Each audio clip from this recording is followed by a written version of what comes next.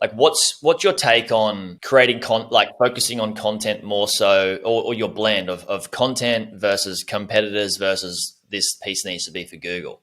Like, how do you explain that to somebody's like some people?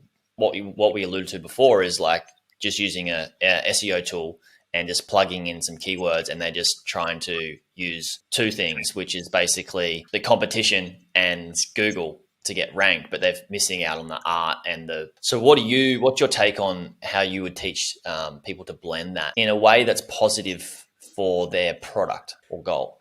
I would almost say ignore the algorithm. And I blame a lot of people in the SEO industry, and I blame the search engines themselves for making SEO too opaque.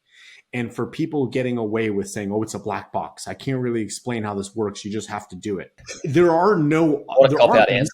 Yeah. Yeah, there aren't really other marketing channels that are like this, where it's just like, oh, it's so black box, you just have to do it, and I can't. But these are the directions you have to follow. It's the best practice, and it just is.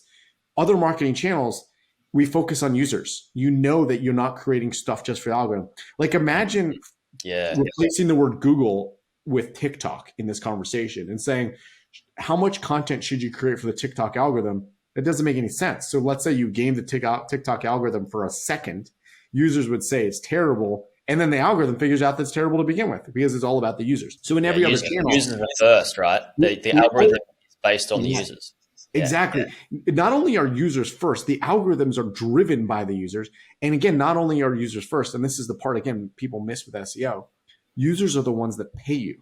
So if you're not creating for the users, but you figure out how to get algorithmic success. So say you came up with a hack where you're going to show up number one for a big term on Google, but you don't offer that product, you can't monetize that.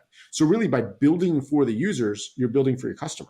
So build for your customer and then follow some best practices to make sure that the algorithms understand it. But don't ignore the user and just build for the algorithm. Yeah, I love it. So somebody that has a blog and they're thinking, all right, I want to get ranked, I want to get traffic from Google, but they're thinking about it the wrong way. They're thinking about how do I play a game with Google and my competitors versus how do I create the right piece of content for my user. What would you say to somebody that is thinking and listening to this and saying in their own head, don't need to create for Google or to play a game against my competitors, I just need to create for my user? How do they go about working out what content to create? Do you have a formula? Do you have an ideology of them maybe, sitting in the shoes of a persona and taking them through the journey? I mean, that's something that would just come to my top of my head. Do you have a formula that would be beneficial to those people? Yes. So first of all, for those people, we're going to give them some money for vacation because they can likely get rid of their SEO agency and their SEO team. How good's that? So stop spending that money, because if you just have a blog, there's very unlikely any technical SEO things you need to be doing and focusing on and spending money on. A lot of times SEO agencies might be spitting out like keyword ideas. You don't need that. They're giving you technical audits.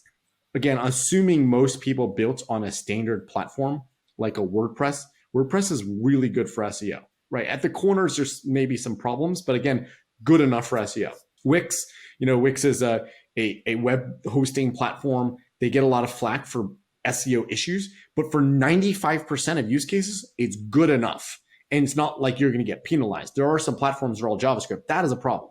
But WordPress, Wix, Squarespace, they're all good enough.